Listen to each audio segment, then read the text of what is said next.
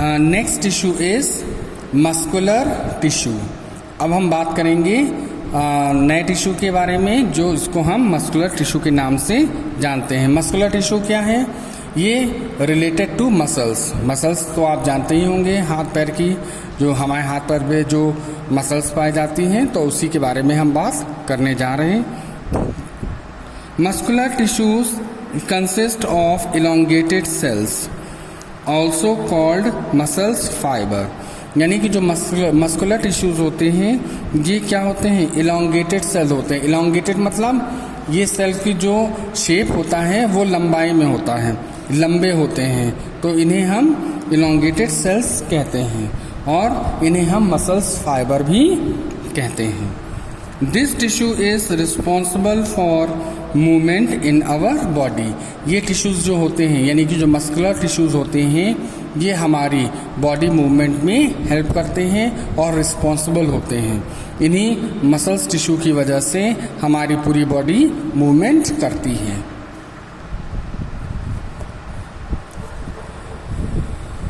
Muscles contain special proteins called contractile protein which contract and relax to cause movement।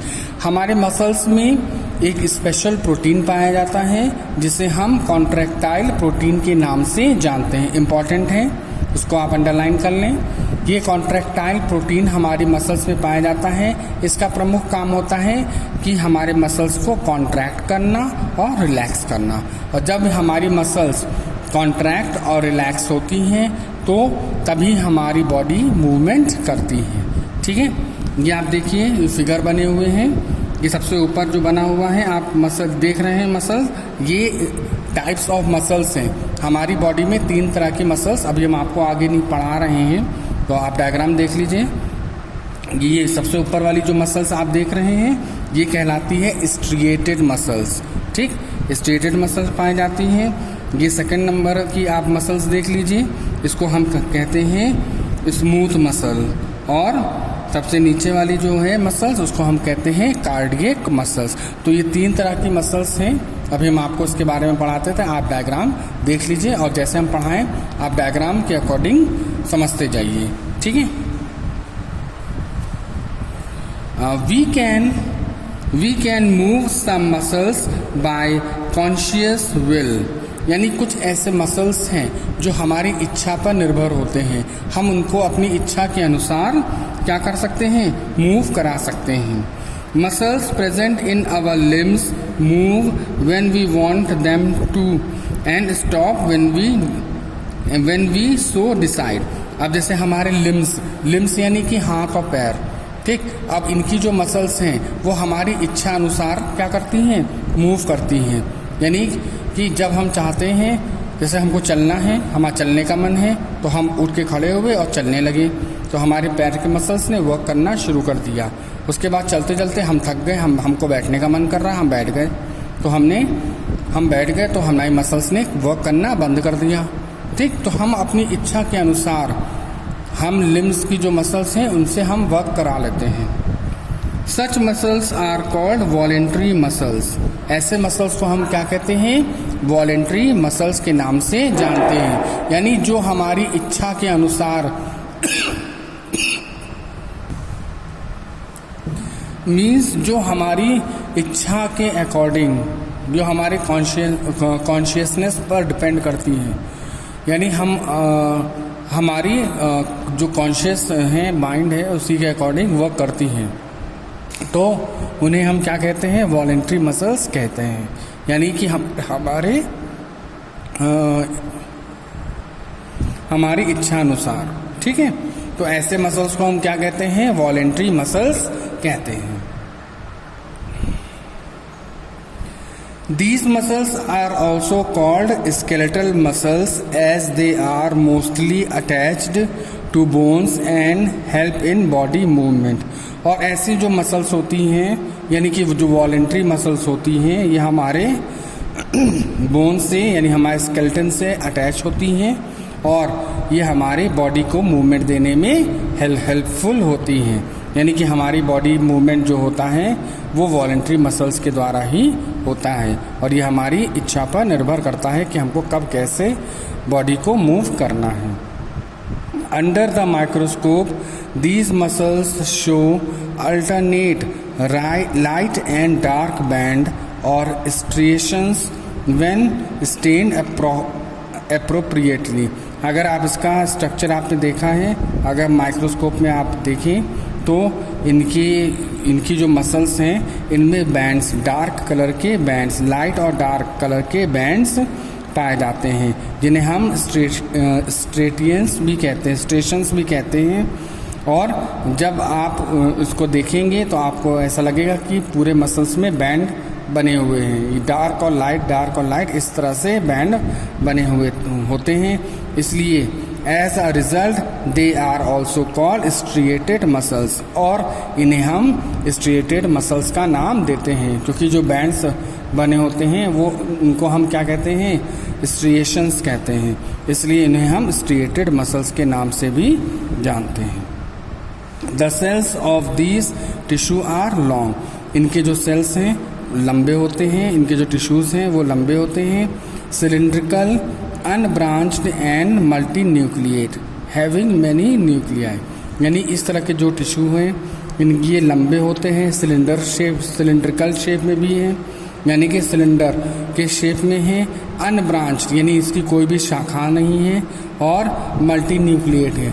Multi nucleate का मतलब है इनमें एक से ज़्यादा न्यूक्लियस पाए जाते हैं, इसलिए इसको हम मल्टी न्यूक्लिएट कहते हैं।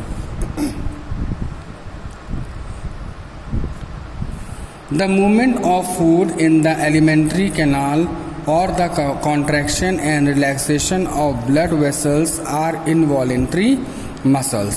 अब हम अगर इंटरनल बॉडी पार्ट की बात करें तो हमारे बॉडी में जो एलिमेंट्री कैनाल है, जो कॉन्ट्रैक्शन और रिलैक्सेशन का जो वर्क है जो हमारी ब्लड वेसल्स करती हैं, इन सभी में जो पाए जाने वाले मसल्स होते हैं वो कहलाते हैं इनवॉलेंट्री मसल्स। यानी इनवॉलेंट्री मसल्स कहाँ पाए जाते हैं, हमारे इंटरनल बॉडी ऑर्गन्स में पाए जाते हैं, जैसे कि एलिमेंट्री कैनाल हो गया, हमारा जो बॉडी ब्लड वेसल्स हैं उसमें पाए जाते हैं। We can not really start them और stop them simply by wanting to do so. और जो ये इंटरनल मसल्स जो पाए जाते हैं ऑर्गन्स में, एलिमेंट्री कैनाल में और ब्लड वेसल्स में, ये हमारी इच्छा पर निर्भर नहीं करते, यानी कि ये हमारी मर्जी से काम नहीं करते, ये अपने आप वर्क करते हैं। हम जब अगर चाहें एलिमेंट्री कैनाल से कहें कि रुक जाओ, ये वर्क ना करो, तो ये रुकेंगे नहीं, और इस पर कोई भी हमारी कॉन्शियसनेस का कोई भी प्रभाव नहीं पड़ेगा। तो ये इनवॉलेंट्री मसल्स कहलाती हैं, क्योंकि इन पे हमारा कोई भी कॉन्शियस वर्क नहीं करता है। ठीक है, तो ये इसमें हमारी कोई भी इच्छा जो हम अपने अकॉर्डिंग उसको अगर हम वर्क कराना चाहें तो वो कोई भी ऐसा वर्क नहीं करेंगी जो हमारी इच्छा पर हो, तो इन्हें हम इनवॉलेंट्री मसल्स कहते हैं। ठीक है, स्मूथ मसल्स, इन्हें हम स्मूथ मसल्स के नाम से भी जानते हैं और इनवॉलेंट्री मसल्स के नाम से भी जानते हैं। इनवॉलेंट्री मसल्स कंट्रोल सच मूवमेंट, यानी कि जितनी भी इंटरनल ऑर्गन्स की जो मसल्स हैं वो सब इनवॉलेंट्री मसल्स कहलाती हैं, यानी ऐसी मसल्स जिस पे हमारा कंट्रोल ना हो उन्हें हम इनवॉलेंट्री मसल्स कहते हैं। ठीक है, और वॉलेंट्री मसल्स किसे कहते हैं, ऐसी मसल्स जिन पे हमारा कंट्रोल हो। ठीक, तो ये डिफरेंस हैं, आप याद रखिएगा। वॉलेंट्री और इनवॉलेंट्री मसल्स में ऐसी मसल्स जिन पे हमारा कंट्रोल हो तो उन्हें हम वॉलेंट्री मसल्स कहते हैं, और ऐसे मसल्स जिनको हम कंट्रोल नहीं कर सकते उन्हें हम इनवॉलेंट्री मसल्स कहते हैं। They are also found in the iris of the eye, in ureters and in the bronchi of the lungs. ये मसल्स जो हैं हमारे आँख में पाए जाते हैं, यूरेटर्स में पाए जाते हैं, और हमारे लंग्स की ब्रोंकिस में भी पाए जाते हैं। The cells are along with pointed end, spindle shape and uninucleate having a single nucleus. ये जो इनवॉलेंट्री मसल्स जो होते हैं ये क्या होते हैं, ये स्पिंडल शेप में होते हैं, यानी किनारों से पतले होते हैं, बीच में मोटे होते हैं और साथ ही इनमें एक न्यूक्लियस पाया जाता है। यूनिन्यूक्लिएट मतलब एक न्यूक्लियस पाया जाता है, ठीक है। इनका सिंगल न्यूक्लियस इनमें पाया जाता है। They are also called unstriated muscles. Why would they be called that? इन्हें हम अनस्ट्रिएटेड मसल्स भी कहते हैं। और इन्हें हम अनस्ट्रिएटेड क्यों कहते हैं? क्योंकि इनमें कोई भी तरीके का बैंड नहीं पाया जाता है, ठीक है। इस वजह से इनको हम अनस्ट्रिएटेड मसल्स कहते हैं, ठीक है। The muscles of the heart show rhythmic contraction and relaxation through out life. अब जो हमारे हार्ट की जो मसल्स हैं वो पूरे जीवन भर, हमारे जो हार्ट है वो जीवन भर क्या करता है, कॉन्ट्रैक्शन और रिलैक्सेशन की मूवमेंट करता रहता है। भाई हार्ट है, कभी रुकता तो है नहीं कि आज आपने कहा हार्ट रुक जाओ या हार्ट अपने आप चलने लगो, ऐसा नहीं हो सकता। ये हार्ट की जो मसल्स हैं वो भी क्या हैं, हमारी इच्छा पर कंट्रोल नहीं है, ठीक है। तो ऐसा नहीं है कि आज दिल चल रहा है, हमने अब अपने हार्ट को बीट करने से रोक दिया, ऐसा कुछ भी नहीं।